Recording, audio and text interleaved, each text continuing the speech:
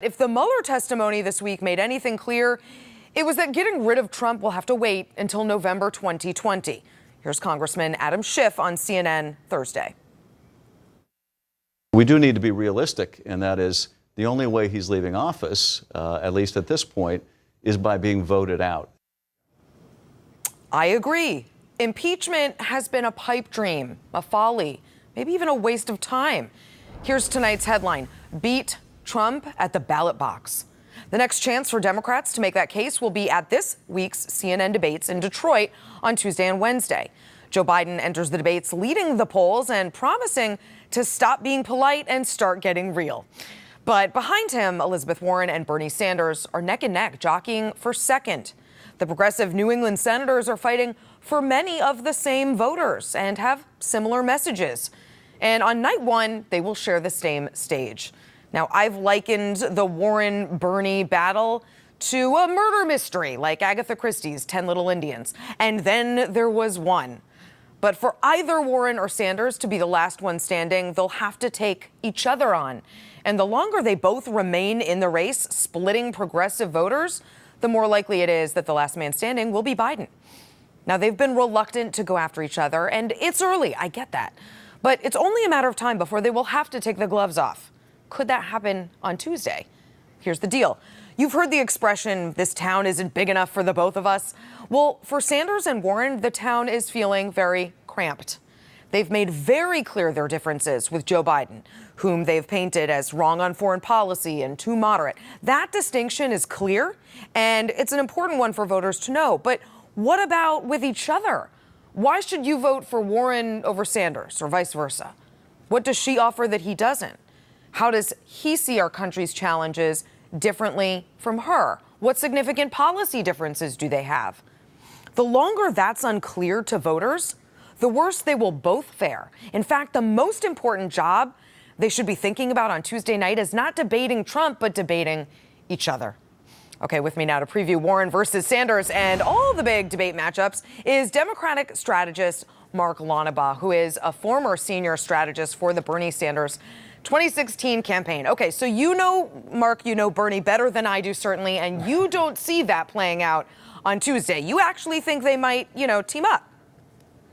Yeah, I mean, I think, you've got two dynamics in that first night of the debate. You've got an ideological debate, and you've got a generational debate. I mean, don't forget that both Warren and Bernie are the two oldest candidates on the stage. You've got Buttigieg and O'Rourke there, and I think they're looking to drive that new generation lane. But I actually think what's going to happen is you're going to see some of the moderate candidates, whether it's Delaney or Hickenlooper, perhaps Senator Klobuchar, are going to try and take on either Warren or Bernie. And I think you could see the two of them actually coming to each other's defense. And so I think that the dynamic that everybody wants on that night is Sanders versus Warren. I actually think it's going to be Sanders, Warren versus the rest of the field. I think it's necessary. And maybe there's an argument to be made that it's not necessary this early, but it's inevitable. It's inevitably going to have to come, to a head. And I remember during the 2016 campaign, you said that the progressive wing of the Democratic Party was dying for a champion. I don't know. Does it help Bernie if they now have two in Bernie and Warren? Well, I actually think what's going to happen, and it's not going to happen for several months, but I think as we get into January and February of next year, as Iowa and New Hampshire get closer, I think one of them is going to establish some momentum and some dominance. And what's actually going to happen is that the progressive base is going to fall away from one or the other. And I think whoever has the momentum at the end is going to put it together. I also would say to you, you got to be very careful in these debates and in a multi-candidate primary field about attacking other candidates, because you can go attack a candidate and do them damage, but you also end up damaging yourself and driving. Who knows where you drive your support to? And there are a host of progressive candidates in this race. I don't think it's unreasonable to think that Kamala Harris couldn't pick up support from Warren or Bernie. So I think they have to be very careful. And if I were in either camp, I would be urging them.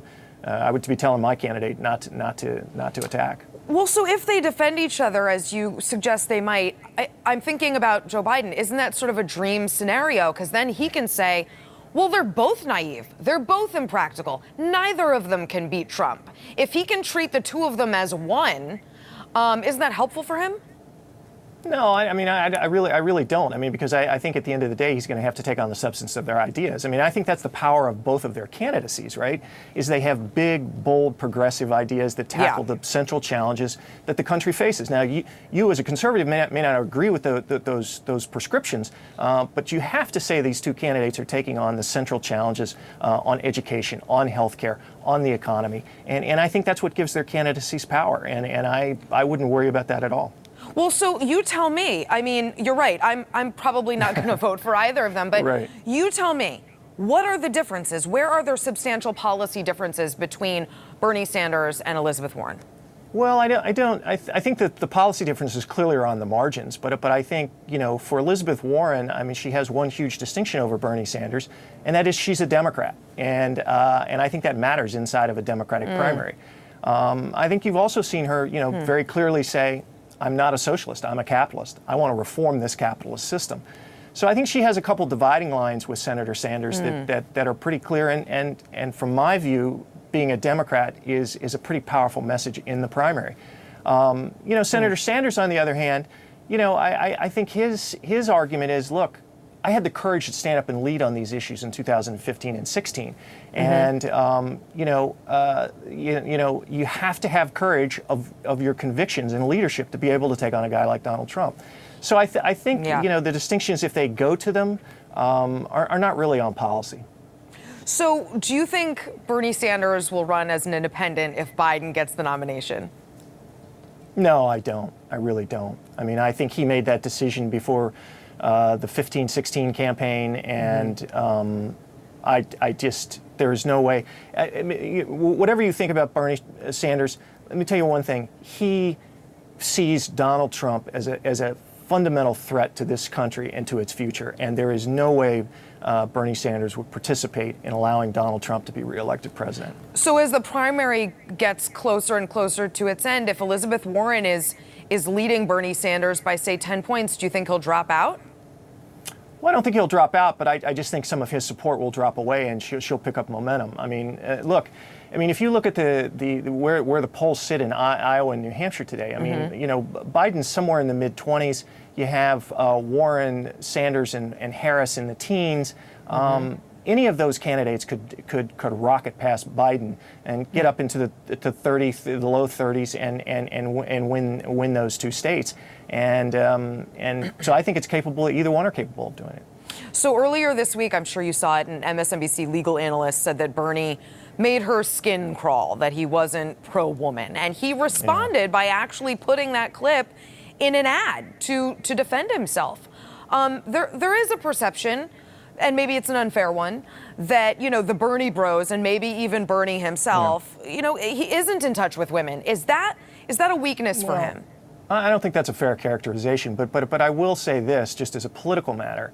Bernie Sanders carries a lot of damage and baggage from the 2016 campaigns. I think that's unfortunate myself. But I think it's just fundamentally a reality, and that the skin crawl thing was really inappropriate. But that just is an example of there are a whole host of activists in the Democratic Party who really are still very bitter at Bernie Sanders. Democratic strategist Mark Longabaugh, we have got to have you back to talk about these debates and the rest of what will be a very long primary and campaign. Thanks so much for coming on. Okay, you bet.